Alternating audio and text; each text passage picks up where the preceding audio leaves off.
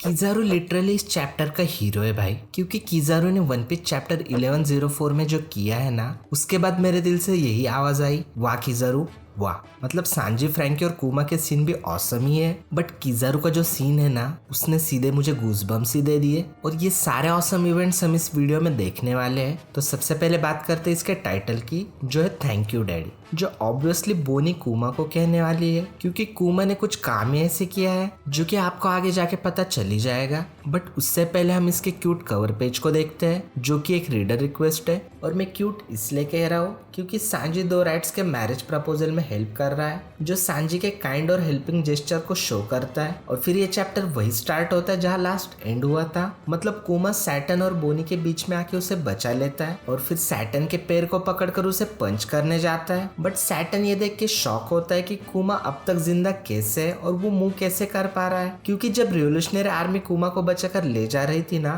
तब सैटर्न कुमा का सेल्फ डिस्ट्रक्ट स्विच ऑन कर देता है। और हाँ, ये बात मैंने ऑलरेडी लास्ट चैप्टर में प्रेडिक्ट कर दी थी, तो अगर आपने वो वीडियो देखा था तो आपको याद ही होगा। और इवन वेगापंक भी शॉक होता है कि कुमा मूव कैसे कर पा रहा है और उसे कैसे पता कि बोनी एक हेड पे है। इनफैक्ट सांजी, फ्रैंकी और एटलस भी कुमा को देखकर शॉक होते हैं। और सैटर्न को पंच करने के जस्ट पहले कुमा को अपनी लाइफ की मेमोरीज याद आती है। और फिर एक बहुत ही अमेजिंग डबल पेज में कुमा सैटर्न को पंच करता है, और ये लिटरली साइतामा वाला पंच होता है, जिससे कुमा सैटर्न का फेस क्रश कर देता है। बट सैटर्न फिर भी अनकॉन्शियस नहीं होता है और वो कुमा पे गुस्सा हो जाता है। बट कुमा का पंच भी साइतामा वाला था, तो सैटर्न को उड़ा देता है और सैटर्न बिल्डिंग्स को तोड़ते हुए जाता है। और ये नज़ारा देखकर सारे ही मरीन शॉक होते हैं कि एक स्लेव ने गोरोसे को कैसे मार दिया, कॉज उनके हिसाब से तो गोरोसे की आंखों में देख भी नहीं सकते। अब कुमा के पंच की वजह से सैटर्न अपना कंट्रोल खो देता है और वेगापंक, सांजी और फ्रैंकी फिर से मूव करने लगते हैं। और सांजी सबसे पहले बोनी को देखता है कि वो ठीक है या नहीं, और वेगापंक सबसे कहता है कि बोनी को लैबोफेज में ले जाओ ताकि वो वहां से भाग पाए।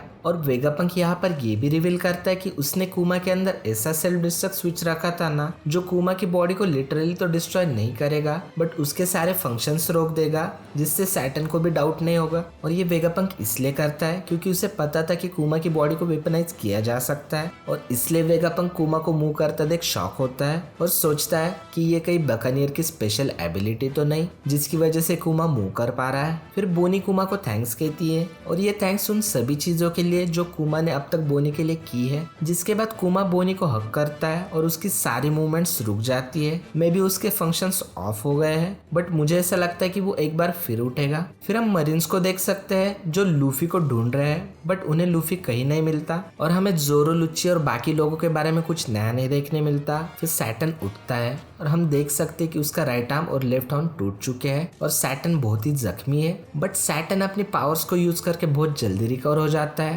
वो कुछ ब्लैक फ्लेम्स को यूज करके अपने आर्म और हॉर्न को पूरी तरह से हील कर लेता है। और फिर वो वेगापंक से पूछता है कि कुमा कैसे मूव कर पा रहा है, तो वेगापंक कहता है शायद लव की वजह से, जिसे सुनकर सैटर्न गुस्सा होता है और कुमा पे अटैक कर देता है। बट हमारे हीरो सांजी बीच में आके सैटर्न के अटैक को रोक देता है और कहता है तुम बोनी को और हर्ट नहीं कर सकते। फिर वेगापंक एटलस को ऑर्डर देता है कि कुमा को लैबोफेज में ले जाए, और तभी फ्रैंकी भी अपनी रेडिकल बीम से सैटर्न पे अटैक कर देता है और कहता है कुमा का हम पर बहुत बड़ा एहसान है। फ्रैंकी की रेडिकल बीम सैटर्न के आर पार जाती है, बट सैटर्न फौरन ही रिकवर हो जाता है। और फिर सडनली किज़ारू आता है और फ्रैंकी को किक करता है, जिसे देखकर वेगापंक किज़ारू से कहता है तुम्हारा दिल ज्यादा देर तक ये नहीं कर पाएगा, है ना?